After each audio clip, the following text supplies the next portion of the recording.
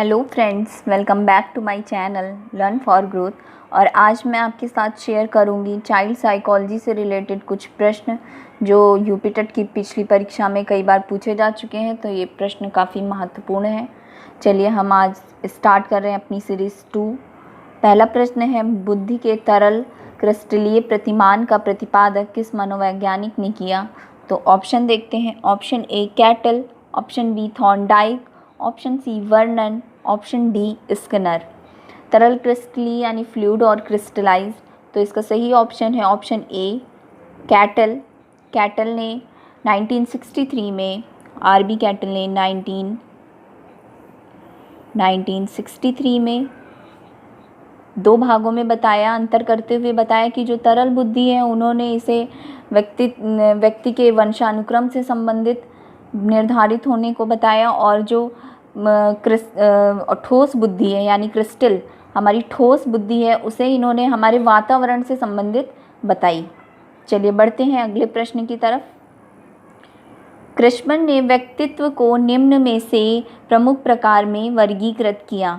तो ऑप्शन देखते हैं। ऑप्शन ए कृशकाय या लंबकाय, ऑप्शन बी गोलकाय, ऑप्शन सी सुडौलकाय, ऑप्शन डी ये सभी। तो क्रिस्पन ने व्यक्तित्व को कुछ प्रमुख प्रकार में वर्गीकृत किया, तो इसका सही उत्तर है ऑप्शन डी ये सभी। क्रिस्पन ने 3 प्रकार का ही बताया। उन्होंने इसे कृशकाय पहला, फिर गोलकाय और सुडौलकाय।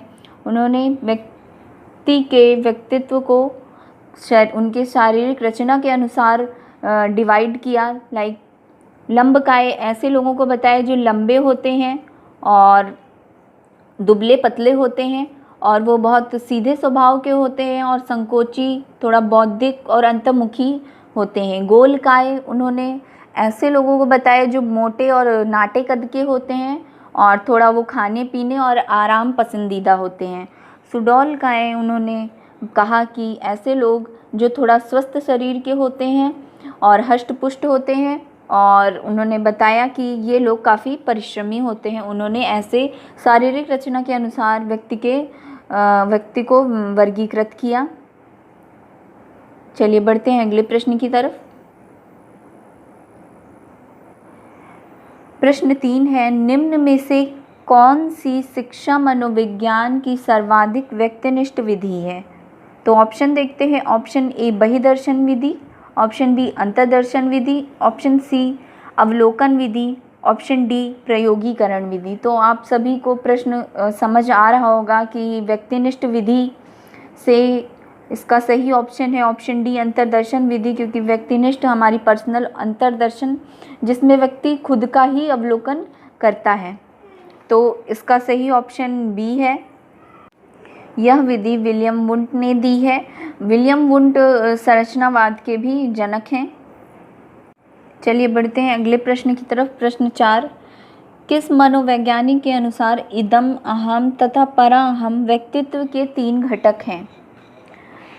कौन से मनोवैज्ञानिक ने व्यक्तित्व के 3 घटक बताए?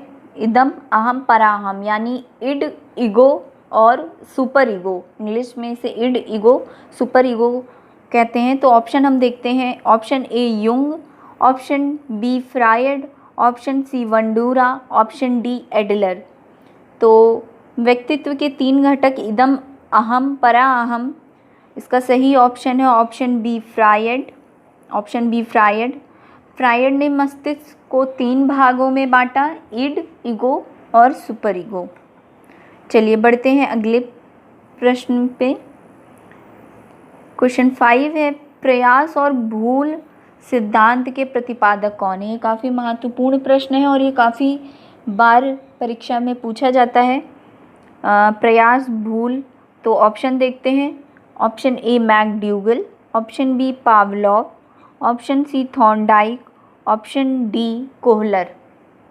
तो प्रयास भूल को और हम ट्रायल और एरर के नाम से भी जानते हैं। तो इसका सही ऑप्शन है, ये काफ़ी फेमस है, सिद्धांत है, और ये दिया है थॉर्नडाइक।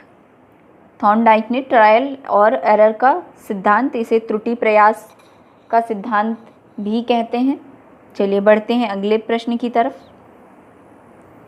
प्रश्न 6 है, शैशवाकाल की अवधि है। ऑप्शन हम देखते हैं।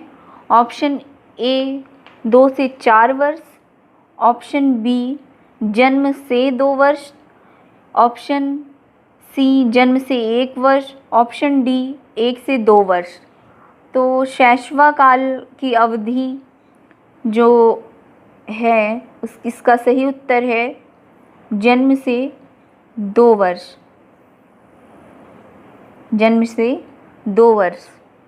चलिए बढ़ते हैं अगले प्रश्न की तरफ।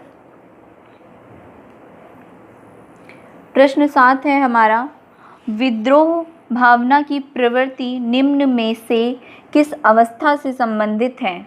ऑप्शन देखते हैं। ऑप्शन ए बाल्यावस्था, शैशवावस्था, सी पूर्व किशोरावस्था, ऑप्शन डी मध्य किशोरावस्था। तो इसका सही उत्तर है विद्रोह की भावना। शायद आप सभी को पता होगा, आप पढ़ा होगा। चलिए हम इसका सही उत्तर देखते हैं। इसका सही उत्तर है डी मध्य किशोरावस्था।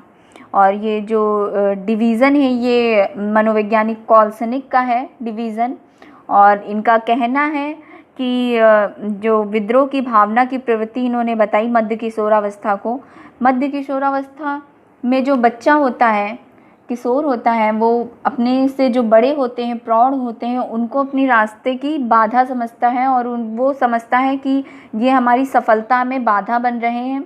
और ये जो अवस्था इन्होंने बताई वो विद्रोह की भावना उनके अंदर काफ़ी तीव्र होती है। तो इसका ऑप्शन डी सही है। चलिए बढ़ते हैं अगले प्रश्न पे। ये हमारी इस सीरीज़ का आखिरी प्रश्न है, प्रश्न नंबर 8। चलिए पढ़ते हैं इसे।